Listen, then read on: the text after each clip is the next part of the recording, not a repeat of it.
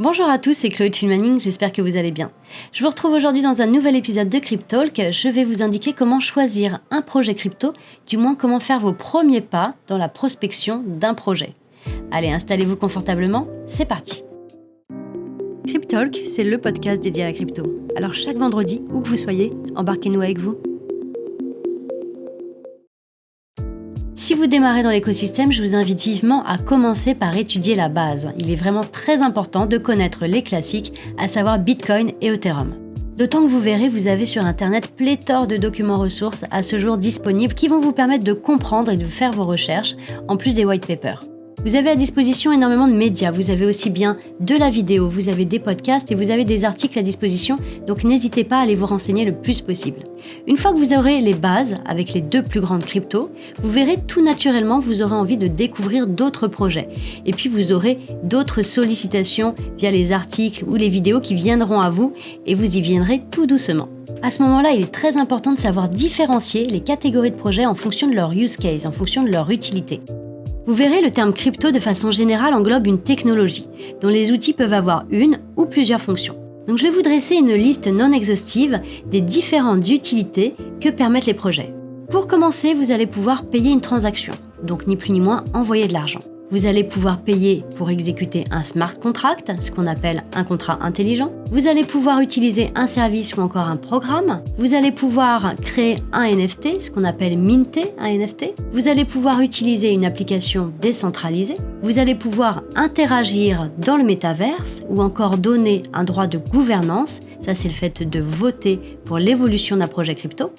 Vous allez pouvoir conserver des jetons pour percevoir des intérêts de stacking, par exemple. J'ai fait un podcast entièrement dédié au stacking si toutefois ça vous intéresse. Je vous mettrai le lien dans la barre d'infos. Vous allez pouvoir rejoindre une communauté, un club ou encore obtenir des avantages qui seraient liés au fait de posséder ce token.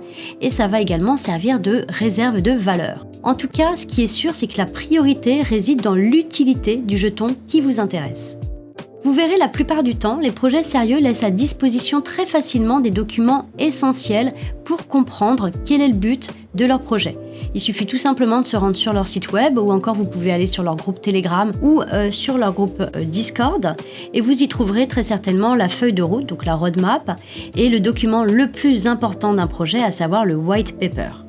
Aussi, je vous invite vivement à jeter un œil du côté de la team. C'est très important de regarder si elle est active sur les différents réseaux sociaux, Telegram et autres groupes. Ça prouve vraiment leur sérieux, leur implication et ça prouve également leur collaboration avec la communauté, leur interaction avec la communauté. Une fois que vous avez un projet dans le viseur, vous allez voir, il y a plein de questions à se poser pour pouvoir passer à l'action. Pour commencer, il va falloir regarder du côté du volume, le nombre de jetons en circulation, le mécanisme de déflation et comment se fait la distribution des tokens. Point très important. Aussi, il faudra se renseigner sur la technologie blockchain, le niveau de décentralisation et le consensus utilisé. Par la suite, vous pourrez faire des recherches sur les fondateurs, l'équipe du développement et comme je l'ai dit tout à l'heure, sur la communauté. N'hésitez pas à faire le curieux, n'hésitez pas à suivre les réseaux sociaux, à poser des questions aux fondateurs et à vous intéresser à tout ce qui gravite autour. Aussi, pour savoir si c'est un bon projet, il suffit d'aller voir sur quels exchanges ils sont listés. C'est très important. Si vous le voyez sur les principaux grands exchanges, la plupart du temps, vous ne pouvez pas vous tromper. Après, c'est toujours pareil, on n'a pas de boule de cristal pour prédire l'avenir, mais c'est quand même la plupart du temps qu'il y a eu des contrôles derrière, des vérifications, et du moins que le projet respecte un certain cahier des charges. La plupart du temps d'ailleurs, sur ces exchanges, en tout cas c'est le cas chez Filmaning, vous pourrez voir la fiche produit donc avec le projet qui vous permettra d'avoir les différents indicateurs, en tout cas les indicateurs qui pour nous, acteurs de l'écosystème, sont les plus importants pour lister un projet. N'hésitez pas à aller consulter ces fiches produits, ça peut vraiment compléter vos recherches. Quoi qu'il arrive, il est très important de faire ses propres recherches, on appelle ça d'ailleurs dans la crypto Dior, do your own research. Vous êtes le maître de vos investissements et vous devez en être responsable. Voilà, j'espère que ce podcast vous aura plu. N'hésitez pas à liker, partager et mettre en favori si vous êtes sur une plateforme de streaming. Moi, je vous dis à la semaine prochaine pour un nouvel épisode. Passez un bon week-end et à très vite. Ciao, ciao.